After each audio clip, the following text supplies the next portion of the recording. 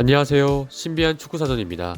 A매치 기간이 끝나고 유럽 리그들이 재개된 가운데 지난 1일 아스날과 토트넘 간의 북런던 더비가 있었습니다. 이전 라운드를 기준으로 아스날은 6승 1패 승점 18점으로 리그 1위, 토트넘은 5승 2무 승점 17점으로 리그 3위 올라 있었는데요. 결과는 아스날이 제수스의 결승골에 힘입어 3대1로 승리했는데, 그렇다면 이번 경기가 어떻게 흘러갔는지 짚어보도록 하겠습니다.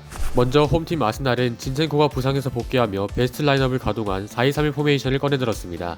원정팀 토트넘은 쿨루셉스키가 부상으로 빠지면서 히샬리송이 선발 출전한 3-4-3 포메이션을 선택했는데요. 먼저 아스날은 본인들이 올 시즌 즐겨 사용하는 패턴을 그대로 들고 나왔습니다. 공격 시 진첸코는 3선으로 좁혀 플레이했고 파티와 함께 중원을 구성했습니다. 자연스레 중원에서의 수비 부담을 던 자카는 좀 더 높은 위치로 올라가 왼쪽 하프 스페이스를 공략하는 모습이었습니다. 경기 장면을 보면 진첸코는 중원으로 들어와 있고, 이때 자카는 한 칸 전진한 위치에 포진해 있는데요.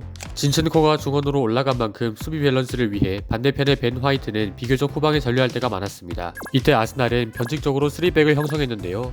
경기 장면을 보면 진첸코와 달리 화이트는 후방에 남으면서 3백이 구축된 걸 확인할 수 있습니다. 따라서 아스날은 기본적으로 3-2 형태로 후방 빌드업을 전개하는 형식이었습니다. 하지만 벤 화이트가 간헐적으로 중원으로 올라가주면 이때는 2-3 형태 후방 빌드업도 나왔습니다. 경기 장면을 보면 진첸코가 3선, 화이트는 후방에 남으면서 3-2 형태 후방 빌드업 전형이 형성되어 있는데요. 반면 화이트도 중원으로 올라갈 땐 2-3 형태로 후방 빌드업이 전개되고 있습니다. 원정팀 토트넘은 기본적으로 선수비 후역습 전략인 만큼 수비 시엔 측면 자원들이 모두 한 칸씩 내려가 5-4 형태의 두 줄 수비를 구축했습니다. 여기서 중요했던 건 손흥민과 히샬리송의 수비시 위치인데요. 토트넘이 3-4-3 포메이션을 쓰면서 중앙 미드필더가 2명밖에 없는 만큼 중원 싸움에서 밀릴 우려가 있었기 때문에 수비시 손흥민과 히샬리송은 최대한 중앙으로 좁혀서 위치했습니다. 이를 통해 상대 중원과 숫자를 맞추려고 한 건데요. 경기 장면을 보면 손흥민과 히샬리송이 최대한 중앙으로 좁혀 수비를 취하면서 중원에서의 숫자를 변칙적으로 늘린 토트넘입니다. 토트넘이 중원에서의 숫자를 늘린 또 다른 방법은 바로 다이어의 전진이었습니다.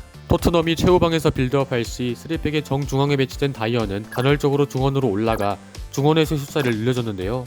이때 토트넘은 랑글레와 로메로 두 명의 센터백만 남게 되면서 변칙적으로 포백이 형성되기도 했습니다. 경기 장면을 보면 요리스가 빌드업을 시도할 때 다이어는 후방에 있는 게 아니라 중원으로 올라가 볼을 받아주려 하는 걸 볼 수 있습니다. 토트넘이 준비한 또 다른 수비 패턴은 미드필더진이 아스날의 3선과 2선 사이에서 지역 수비를 펼친다는 겁니다. 아스날이 3선에서 볼을 잡았을 때 전방으로 패스하는 걸 어렵게 하면서 측면으로 볼을 주도록 유도한 건데요. 경기 장면을 보면 토트넘의 미드필더진은 아스날의 3선과 2선 사이 지역에 포진해 있습니다. 아스날은 전방으로 패스를 하지 못하고 측면으로 볼을 돌리게 되는데요. 아스날은 중앙 쪽 공간을 만들기 위해 사카가 있는 오른쪽 사이드를 적극 활용했습니다. 사카는 최대한 측면 넓은 공간에 포진해 오른쪽에서 터치라인 플레이를 가져갔습니다. 자연스레 토트넘 선수들은 사카가 있는 오른쪽 측면으로 끌려 나올 수밖에 없었고, 이때 중앙 쪽 공간이 아스날에게 주어지기 시작했습니다. 경기 장면을 보면 사카가 측면 플레이를 통해 토트넘 선수들의 시선을 측면으로 유인하고 덕분에 페널티 박스 앞에 넓은 공간이 발생하고 있습니다. 토마스 파티의 선제골도 이러한 패턴으로 만들었다고 볼 수 있는데요.